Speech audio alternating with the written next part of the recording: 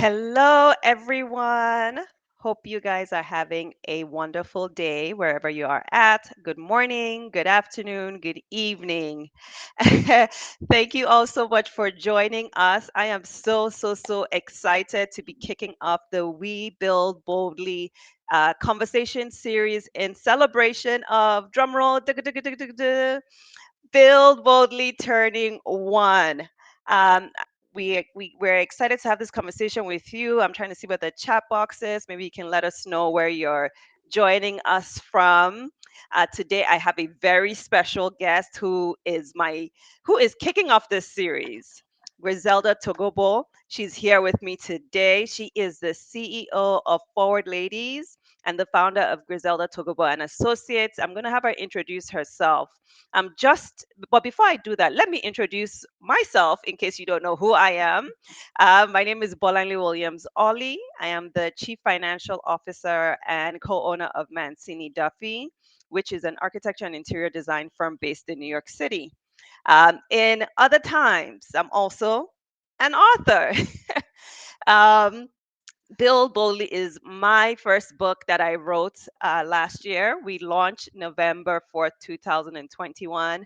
And Build Boldly really is a book that is written to ignite within, early stage career professional to maybe you are a firm leader or an organizational leader. It's really meant to inspire you to chart your own unique career path and lead your people with courage. It invites you to push into your unlimited potential to see great things happen in your lives professionally and personally too. I just love everything about the book. I love the response. The last year has been incredible, just seeing how people are relating to the content of the book. And so the idea behind this conversation series was to get 10 of the best leaders, from CEOs to CFOs to entrepreneurs to people just leading and building really bold careers. The idea was to bring them together to explore each chapter in the book. And so Griselda today is with me to explore Push into Your Potential, chapter 2. Okay, I've said a lot. Griselda, thank you so much for joining me today. I am so happy you're here. Bonale, thank you so much for having me and congratulations again Thank on you. your book. I know how hard it is to write a book and to get the word out there, and I think you've done incredibly well. So you should be so proud of yourself. Oh, thank you so much. I also forgot to mention you are also an author. So when Griselda says she knows, she knows. She knows the process and the journey it takes to, birth a book. So before I go into my questions today, I just give me your elevator pitch. What do I need to know, and what do the people need to know about Griselda? Well, so I'm passionate about two things. I'm passionate about helping leaders create inclusive workplaces, and I'm passionate about giving women the wings so they can believe they can fly. And so I spend all my time doing these two things. I do it directly through my women's network, forwardladies.com, which has a membership that works directly with women. We have awards that celebrate fantastic achievements, and I also do it through my consultancy where I work directly with CEOs and leaders to see how they can engage better with women and minorities in the business. And really, it's about the S in ESG of Mhm. how we take care of our business, how we take care of the people. So I'm passionate about both. I also happen to be a recovered accountant. So I bring all that into it. So the numbers have to work, but the Yeah. numbers have to be supported by really fantastic people policies, and people have to be happy doing what they're doing. I love it. This is why me and you just like clicked and aligned when we first met. There's just so much things that we have in common in terms of being multi potentialites, doing many things. We're both moms. We both, understand what it means truly to build boldly. So I appreciate you once more again for joining me. Okay, so let's get into the questions. And I love this because I'm not the one in the hot seat. I know you're enjoying this. I I'm know. enjoying it. All right. So the first question I have for you is that in my book, I talk about, how our careers are interconnected webs, right? So it's not just like one straight ladder, but they're different networks, different people at all points in times that form this interconnected web that we all have. Everyone gives and receives help as you're making Yes. it in your journey. So, as my able CEO of Forward Ladies, what inspires you to use your platform and resources to help other women reach their full leadership potential? Okay. So I'm very fortunate in what I do in the sense that I get to meet incredible women like yourselves. I get to meet women building things, women who, have had to find their own aspiration, their own support to be able to create something that is really phenomenal. We hear their stories and we are like, wow, how did this person do it? And after spending a lot of time with these people, you always realize that somebody helped them. There's somebody that gave them opportunity, there's somebody that gave them mentoring, and there's somebody that invested in them financially, time wise, advice. There's somebody who always planted that seed in them that then enabled them to become the big oak tree that they are.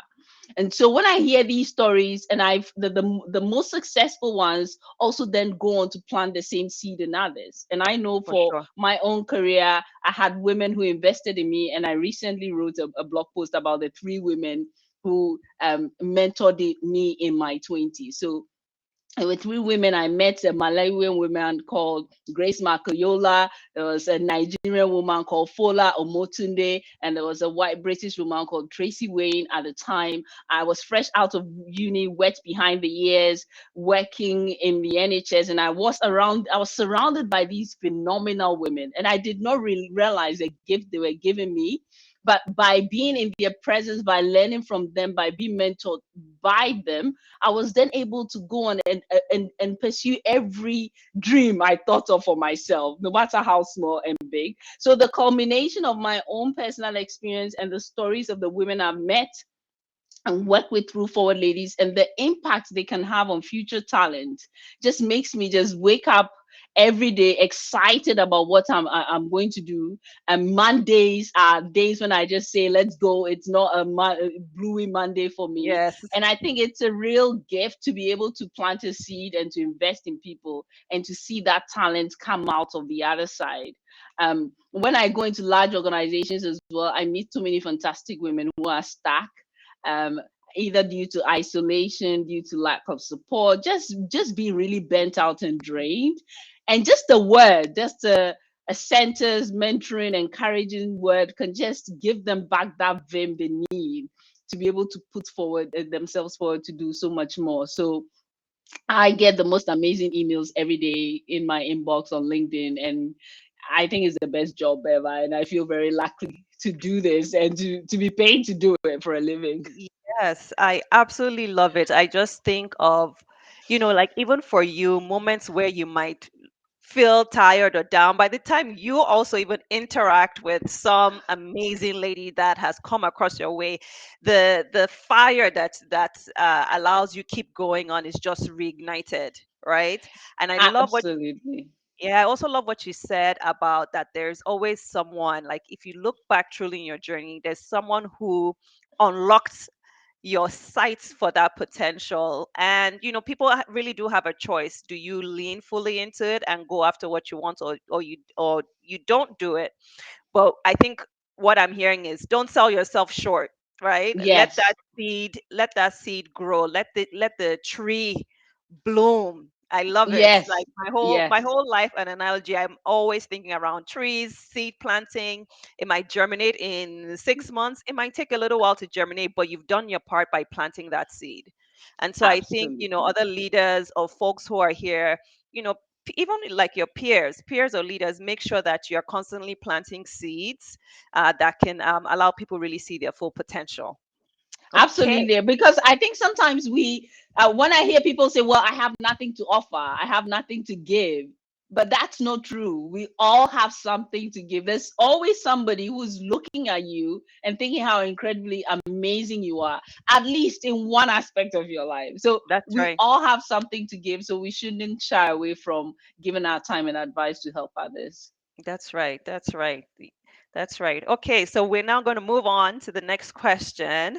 So I find that so for me, the one important part of like maximizing my potential is knowing my worth, right? You Yeah. can't fully go walk in that potential if you don't have an idea of what you're worth. So asking hard questions and, like you said, finding mentors who will invest in you. How did you, I mean, you've kind of alluded a little bit to it, but how did you navigate these challenges as you were coming up in your career before you became this CEO boss lady, right? So, how did you figure out what your worth was? How did you ask hard questions that helped you know which way to go, which direction to go? And how did you find mentors who invested in you? Yeah, so I think when you're very young in your career, we all start off not feeling, as I said earlier on, we have anything to offer. And because we feel we have nothing to offer, we really undervalue ourselves. And if you are lucky enough to find yourself in an environment where people are keen on taking advantage of you and valuing yourself, then it might take you some time to realize your full potential. That's why it's so important to not just have a network within the environment you're in, Got it. that Yep. ecosystem, but also have a network outside of that environment, because that then gives you a view of what's going on, not just in your company and in your community, but with competitors and in the wider industry. So that just gives you a sense of, I'm an associate in this company. This is what associates in a similar company get paid. And you know that because you have friends, you have networks in that environment, and you're really paying attention to what is going on. I remember a particular moment in my career where I was on a project with a lot of men, and I realized that I'd been reading all these articles about women getting paid less than men, about 20 to 30%. And so when I went on this project and the director asked me, how much do you think your fee is? I knew I had no clue what he was paying the men, so I put the decision on him, and I told him that pay me what you're paying Paying them. the men on the project. Don't ask me what I'm worth, because I don't think I know that value right now. Hmm. So that then allowed me to have a baseline, which I've then been able to build on over the years. Until this day, when I have meetings with clients, I ask them, what did you pay the last consultant who did this job for you? And they tell me, and I say, okay, I'm around the right ballpark, and I keep to that. Yes. So there's no shame in asking. And I think to the question around really asking difficult questions, that's a really tough one, because depending on your temperament, and I think temperament really plays a role in this. Some of us are introverted, but Yes. if we know our boundaries, and if you cross the boundaries, we wake up and say, hey, hello, I was there. You stepped on a boundary. But Yes. if you're not you don't have the strength or the experience to be able to set those boundaries very clearly, then you find that you struggle to go into people's boundaries as well, because you're so used to being in yours, and you don't want people to feel you're overstepping certain marks, so you don't ask difficult questions. But actually, progression through our career is really based on your ability to ask the questions that nobody else in the room is able to ask. and 100% s- agree. and so you have to get into the practice of being able to ask that, and asking it in a way that makes it land really well, in a way that makes people want to work with you and not against you, and in a way that gives you permission to come back in the room, in that same room again. And it's not the easiest thing to do. So what I always advise people to do is that it takes practice. You need practice, you need feedback when you've done it, so you can improve your style.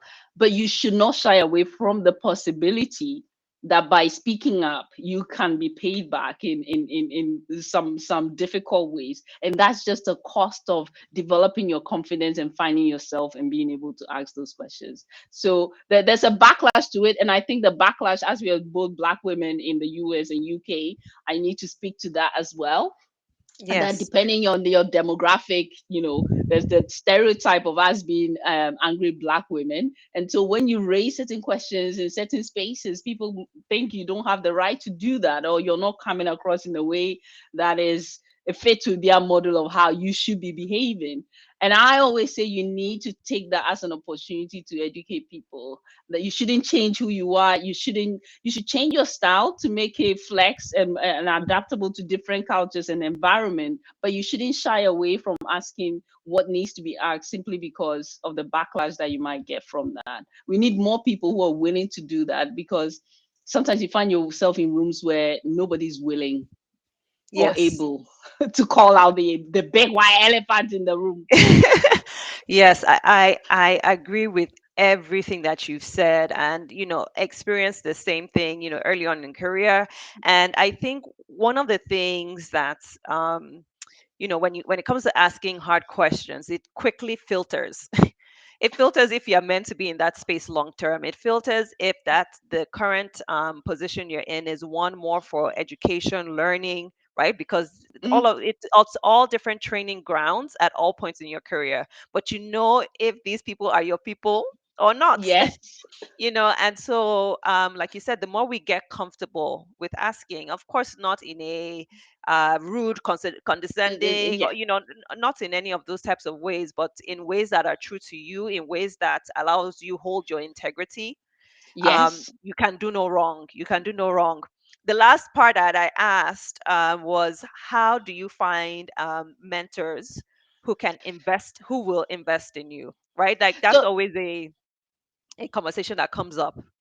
yeah, I find that, I think it was Oprah Winfrey who said people are always approaching her saying, "I want to, can you mentor me? Can you mentor me?" Mentoring is a bit like, putting yourself out there, doing great work. And I have found that when you're really out there, people see it, people see potential, and they're attracted to it. So I haven't really had to go out and look for mentors, Mhm. because people say, if you need anything, come to me. Yes. Yeah. And they give me their time. I have 3 mentors at the moment, and they Incredible. give their time to support me. So there's an ex-professional services a partner, Bill Henry, who gives his time freely to support me. If I have any questions, if I'm in any spaces where I feel I need his perspective to be able to do my best work in that space, he freely gives it to me. I have Rachel Hannon as well, who is an angel investor, who's used to investing in business, is helping me to set my business up. She's very focused on the exit. What's the exit plan? Mhm. And then I have Sahar Hashimi as well, founder of Coffee Republic, who sold her business. She's an ex-lawyer, so she's passionate about women building brands and being able to contribute in their own way. So I have these 3 people. They are my advisory board. I call them and they come on Zoom, or I meet them for coffee. I travel to London. We sit down and they advise me. So Incredible. do great work, push Mhm. yourself out there, network. People will see you and they will ask you. And if you need help in anything, come and see me. They won't say, "I want to mentor you." They'll just say, "Look, Yes. if you need Yeah. anything, just The come to me." language is different. Yes. Yes, And yes. then it And so becomes you more go natural. to Yeah. them. Yes, yes. It And I becomes also have young people that I mentor. They come to me because they've read all these things about mentoring. They say, "Griselda, can you mentor me?" And in those cases, I think it's really down to chemistry. You have to yeah. make sure that whoever you're approaching is someone you want to learn from, because sometimes we look at people's successes. And my friend was saying they see all the glory and they don't see all the grime that goes into Yep. making that glory. And if you saw the things they had to do to look that graceful, some people don't want to do all that work. So Yeah. It's not if sexy work. It isn't behind the scenes, it is commitment, discipline, showing up even if you don't want to, showing up every day, pushing and being intentional. So I always say, like, the behind the scenes sometimes, it does take a lot. It does it take a takes lot a to lot, it takes a lot. But if you're growing, it will be taking a lot out of you.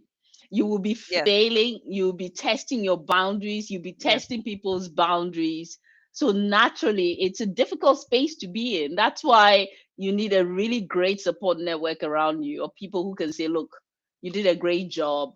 You didn't get to the 9th mile, but you got to mile 7, and you should be that's very right. proud of yourself. And you Yes. can try the next 2 miles another day." So you really need that around you. Otherwise, you will give up.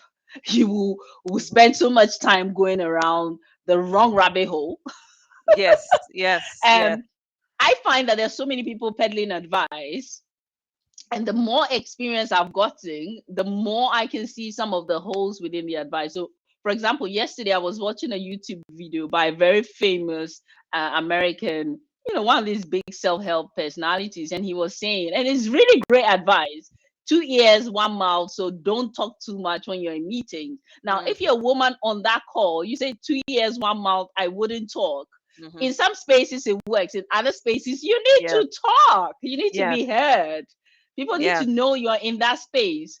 So it's really finding the right people who have the right advice that would work for your particular situation, and also being able to work that advice to your own set of circumstances as well. Yes, yes, yes. I keep saying I love it. But it's true. I do love everything. You are dropping so many great gems. Okay, so now let's just shift gears a little bit and talk about your book. So Griselda wrote a book, Unstoppable Women, Female Entrepreneur Stories to Inspire and Motivate. And in the book, you're highlighting female entrepreneurs and offering tools to enable women to succeed. Tell me more about this book. And like tell us a little bit more about the book and how can young professionals or professionals at any stage in their career set themselves up to have successful careers and be unstoppable. Yes. So the book is a collective of stories from our Forward Ladies community. So it's 26 stories from 26 incredible women you will never see on the streets and say, "Oh my God, this woman is amazing." They hide it. They pretend to be normal, even though they are not normal, and they are Hmm. not on the cover of any magazine. But their stories are absolutely amazing. I know they're amazing because they've been through our awards process. We've Hmm. interviewed them, we've met them, and we know how incredible their businesses are. And so I decided to bring together these amazing stories. Obviously, I write blog posts and I do social media, but they're transient. And Yes, I wanted yes. to capture the stories in a way that people could go back to and consume, and also be able to reflect on over a period of time. So the stories are, the book is in three sections. There's the startup stories, the scale up stories, and the exit stories. The exiters, obviously the unicorns. You don't hear Hmm. these stories all the time. So the startup stories tell the story of how people started, where did they get the idea, and it's all from being so frustrated with a problem you have. There's Rebecca, who founded a company called Problo, and she broke her hairbrush and decided to just use it to curl her hair. And she's now developed a big global company stocked in all the big retailers in the UK off the back of that. Um, Incredible Wow, story. wow, And wow. so we have all these amazing stories, women in the book, and they share their highs and their lows, because I think sometimes it's really important that people get the full picture. It's not just about how successful you are and the fixation on the millions. It's about who you become, the That's problems right. you solve, and the impact that you have. And the book does that. So the idea is that you're able to take a short story and read it out and take some gems from it, and you're able to read that. Even if you set yourself the whole year, you can read a story a week and have I inspiration like that. I know throughout the you week. planned that. I know you Yeah, planned yeah. that. Yeah, because sometimes when you're in the startup phase, I remember when I was starting, I had specific challenges. Then when you're trying to scale up, this is where the leadership really comes in. How are you going to motivate people? It's like being in the middle of a marathon. I've run a Yes, marathon, and in the middle you're just like, oh my God, who asked me to do this? Who yes, sent me on yes. this race that is never ending? And that's what it feels like when you're Mm. building boldly, when you're trying to scale a business. It's pretty tough. So seeing how these women have done it, and they've generously shared their stories and the advice and the things to look out for in doing that. So I'm really proud of the book. It took a while for me to write the book. I shelved it so many times. I shelved it. I got busy. I started traveling. I went back to it. Then I lost my mom. Then I went back to Oh it. no, But my yeah. mom was an entrepreneur, and I really wanted to write this book in her honor. The thing that I think people need to take away from this book is, when I was in corporate, I read books and I think, entrepreneurs. I'm not an entrepreneur. entrepreneurial thinking is something we should all be working to develop. When you're in a large organization, the way you can stand out from everybody else is by your ability to be entrepreneurial. How do you use the company's resources? How do you find resources in the company? How do you create new things that are not already existing? And you can do that within the safety of a larger brand and with the resources around you. So it's a book for everyone. It will definitely give you a few ideas and inspire you at the very least. I love it so much. So in in our company Mancini, we call it's intrapreneurial, right? So you're within the organization, and we're giving you the flexibility and ability to explore what it is, that maybe complements your current role, your current skill sets. So we have folks who maybe, they're project managers, but they're also interested in talent development, right? So they collaborate and work to come up with different programs for our employees. We have completely rethought how we approach review season. Yeah.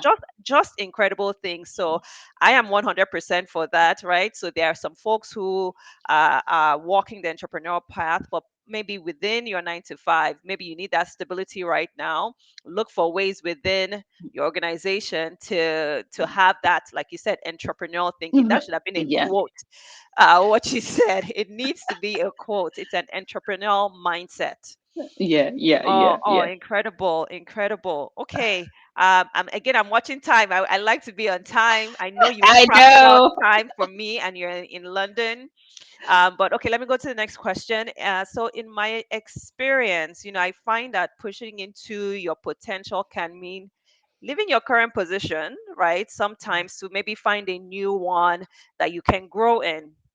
What would you recommend for someone who is like hesitant, like about leaving, especially, what, in this current climate, maybe, with so much uncertainty with the economy, all of that, but they've been having some sort of an unrest in their spirit. They feel like, It's time for me to move on." What would you say to them, or what advice would you give them?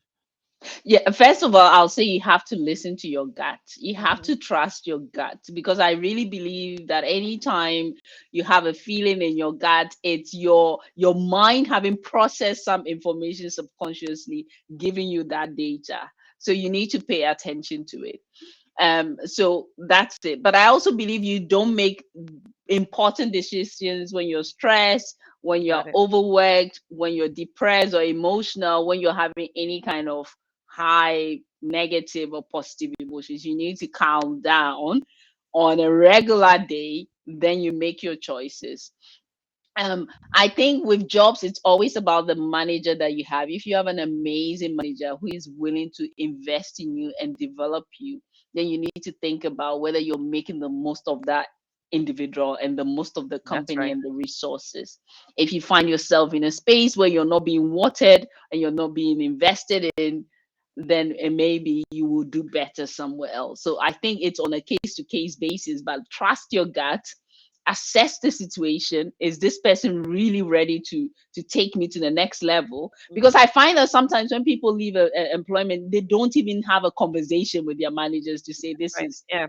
eh, eh, I want to do this. They don't explore that. They just leave. You need to explore all that and leave on the most amazing terms so that when you go and you want to ever come back, you can come back. Or when you go and your business needs to do business with this other business, you're not Yeah. burning your bridges along the way. So I think if you approached it that way, you know that even if you left, you can always come back. And even if you decided never to come back because you're doing amazingly well where you are, you have a network that's growing but not losing every time you leave your job.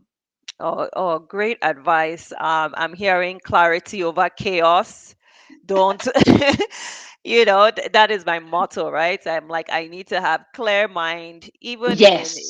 especially through difficult seasons. If not, you just end up making rash and rushed decisions, that can Yes. affect you, in a negative way, later on. So I love those tips, and I love also the tip of like growing your network as you are progressing, right? So, Yes. guys, we want to make sure that, if you've explored, like Griselda said, everything possible, you've talked to your manager, and you've now noticed that you've outgrown, yes, time to move on, Yes, but move don't on. burn the bridge.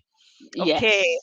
Yes. Last but not least, so in a recent post on LinkedIn that you wrote, you spoke about individuals from minority groups feeling as though they're only given opportunities because employers want to increase diversity in their companies. Yes. How can young professionals feeling doubtful about themselves overcome this type of imposter syndrome? Like, am I the token, BIPOC employee? Are they really giving me or if you're a leader, are they just giving me a seat at the table, but my voice isn't, Doesn't really matter. necessarily doesn't really matter. It's not necessarily going to be heard. How can we get over, the imposter syndrome when you're the only or few in your company? Yes, yes.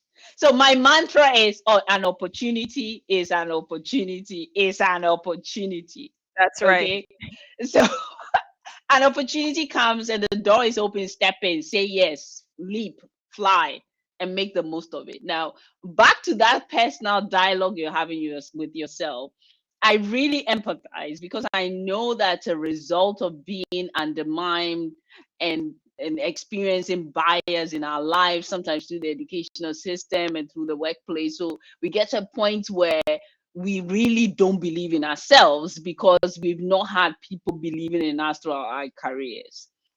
And so for me, this is the real cost of racism and of bias. It's the chipping away at people's self-confidence and self-worth over time so that they voluntarily check out the Mhm. process because they just can't do it anymore. They can't see themselves doing it. They don't think they're even worthy of doing it.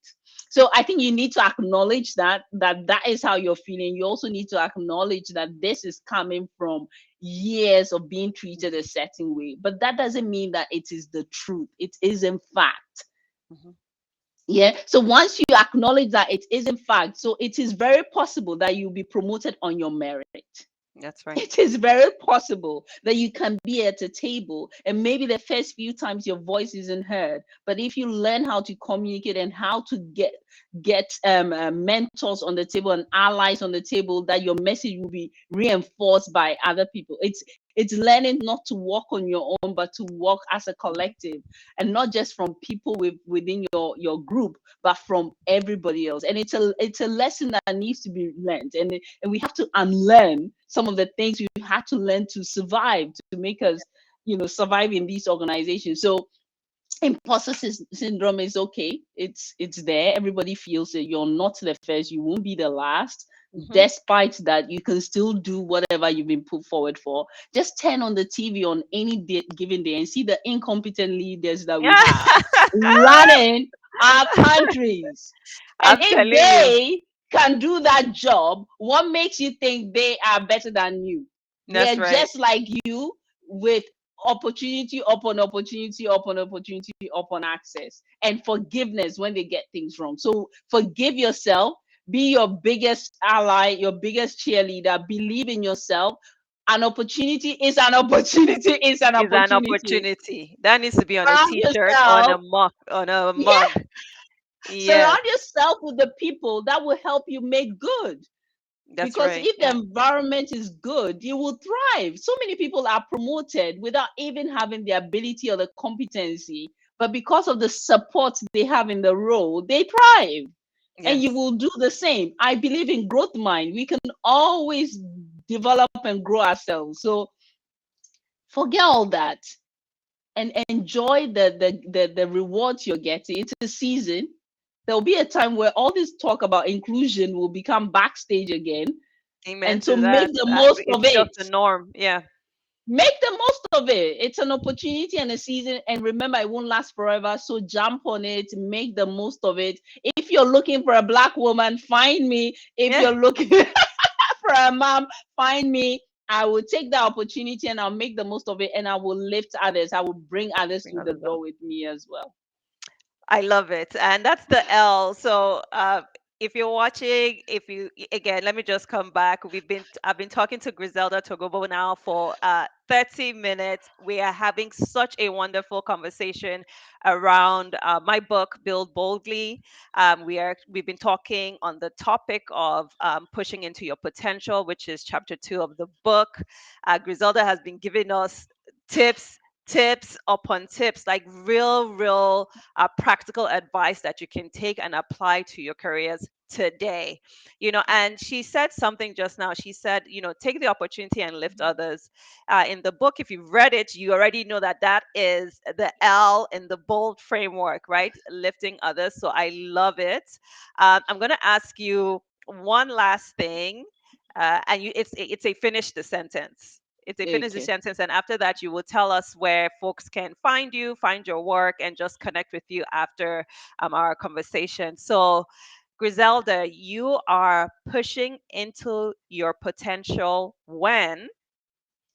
When I am having conversations with incredible people like you, I Oh, always learn something new.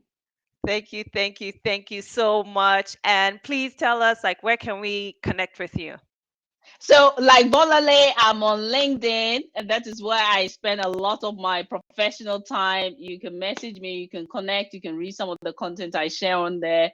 I share some of my family photos on Instagram. My son thinks, Mommy, you're just playing around. Are you going to do Instagram properly? So I'm on Instagram, I'm on Twitter as well, but I don't use it as much. My focus has been on LinkedIn, because it's been for professionals. I think it's the one platform that pays back in time with what you spend on it. Yes, yes. Okay. Fantastic. Fantastic. So again, thank you so much everyone for joining us. If you're catching this on the replay, I hope you enjoyed our conversation. Yes, yes. I'm seeing a chat. Yes, there will be a replay. I believe it should be on my page. So if you're not connected with me on LinkedIn, connect with me at Bolanle Williams-Olley.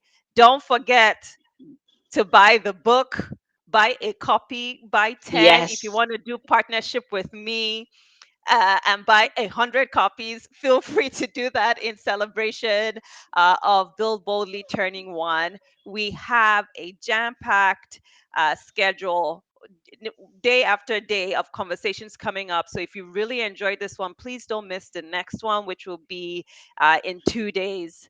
Griselda, thank you so much for spending this time with me. I really appreciate it. And everyone, see you soon. Thank you. Yes, buy the book and read it. Read it, apply. Yes, yes. All right. Thanks, everyone. Thank you so much, Bonali.